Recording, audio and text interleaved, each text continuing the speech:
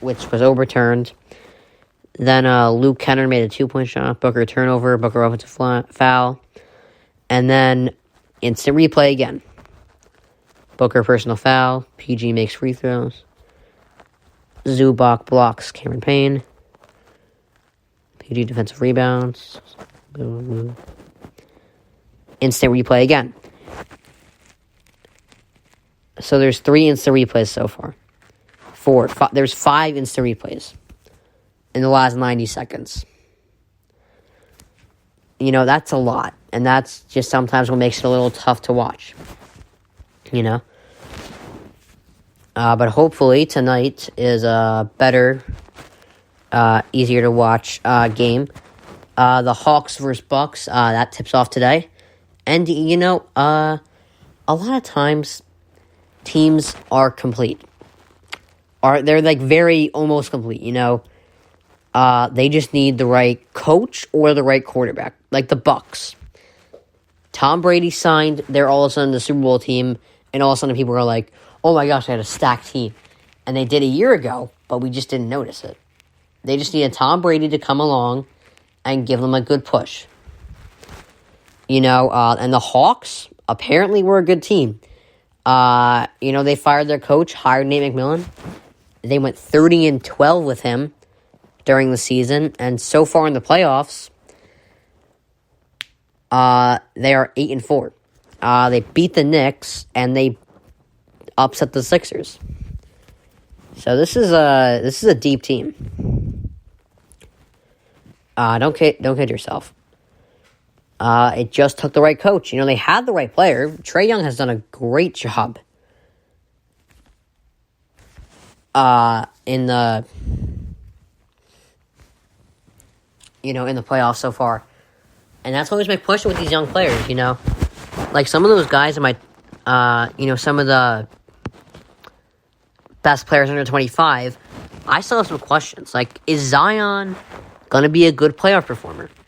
Because he's a damn good regular season performer. Is LaMelo going to be a good player performer?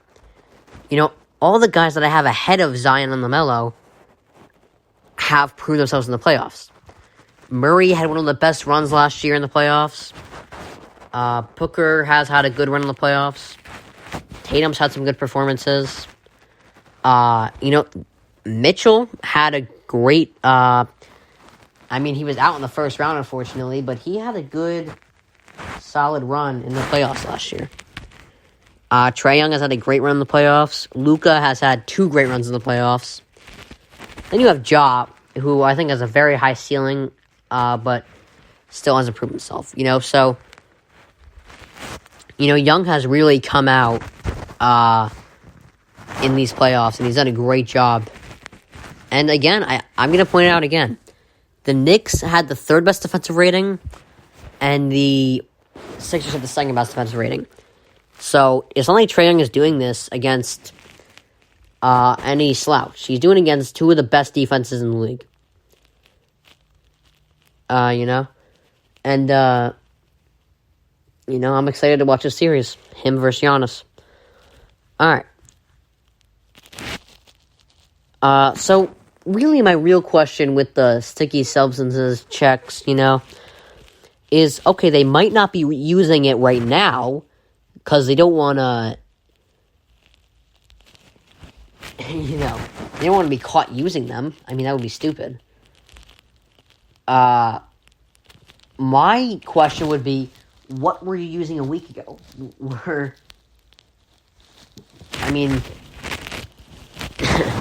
You might still be doing well, but, it's literally Garrett Cole.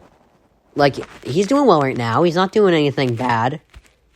He's still pitching well, but not as well as he was pitching a week ago. So I'm interested in what they were using a week ago. What have they been using for the past 65 games? Or not even, 75 games.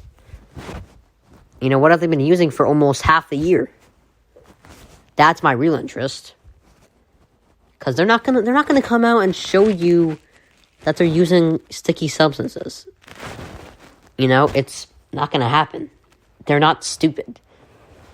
You can't be stupid to be an athlete. Have to get good grades for that. But, it would take a pretty stupid person to just go out there with sticky substances when they're going to check you. So, the real question I have, what were you using a week ago? And, that's the real question. Finally, for my final topic of today, to cap off a pretty good podcast. One of my better ones, actually, in my opinion. I'm going to cap it off with the baseball, with really the problem in baseball right now.